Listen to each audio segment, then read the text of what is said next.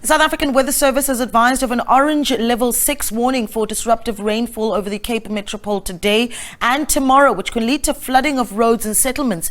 Disruptive coastal winds and damaging waves are also forecast along the coast between Saldanha Bay and Plettenberg Bay.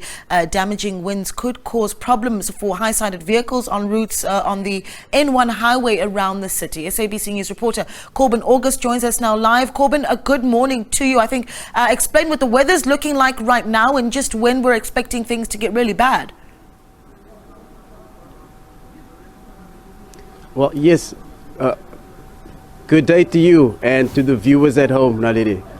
We are actually crossing to you from just near the railway line here in Plumstead, where one of the trees, or a few trees, have actually fallen onto some of the overhead cables of the train lines, causing some delays. So train services on this line have been disrupted, and that's of course due to the adverse weather conditions that Cape Town is experiencing at the moment.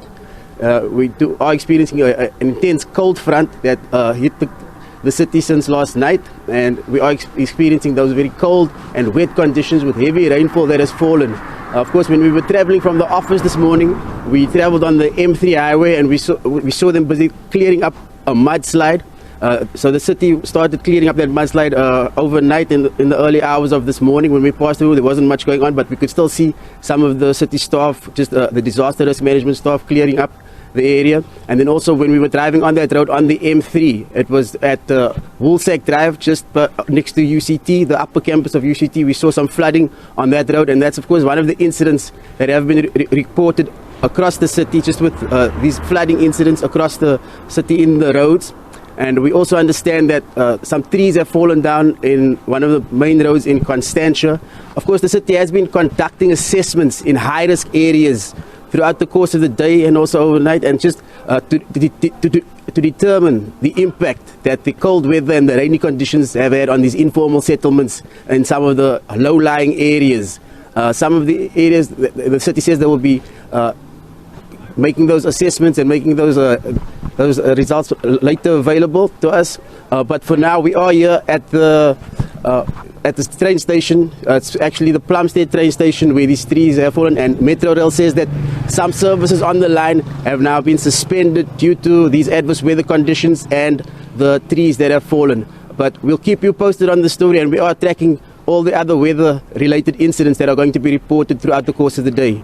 And with that, it's back to you in studio. Corbin, I don't know if you're able to still hear me, but I think let's talk a little bit about some of the more vulnerable areas. And I know you've touched on where we're expecting to see some damage, but I think there's something to be said about the fact that in Cape Town, you certainly have some of the informal settlements and townships that really struggle when there is adverse weather. I mean, what kind of preparations are going into areas like Langa and Nyanga?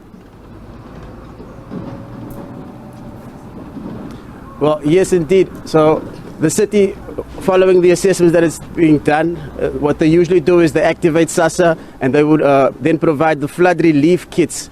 So those kits and the assessments and the relief that will be provided will be based on the assessments that are conducted by the city throughout the course of the day.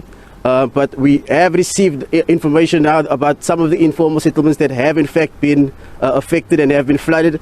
These include Philippi, Strand, Guguletu, Umfuleni, and Khayelitsha. And the city says various roadways have also been affected by temporary storm water overflows, uprooted trees and mud on the surface. So we also know that there is a river that has overflown. They say it's the Jakkalsvlei Canal, Lawrence River, and it's affecting some areas in Tukai and Somerset West. So, of course, the various weather-related incidents all across the city, and the city's Disaster Risk Management Center is on high alert to deal with all of these incidents. And we've seen the staff out. We've seen the staff here of Praso on the train line trying to get services back up and running, trying to get people moving again, because, of course, the people who are affected now the most are the commuters here who usually travel on the southern line using the train to go to work. The people who are affected are, of course, the motorists on the road. As we were driving this morning, we saw the traffic backed up all the way from Rondebosch all the way up to Philip Gosana Drive.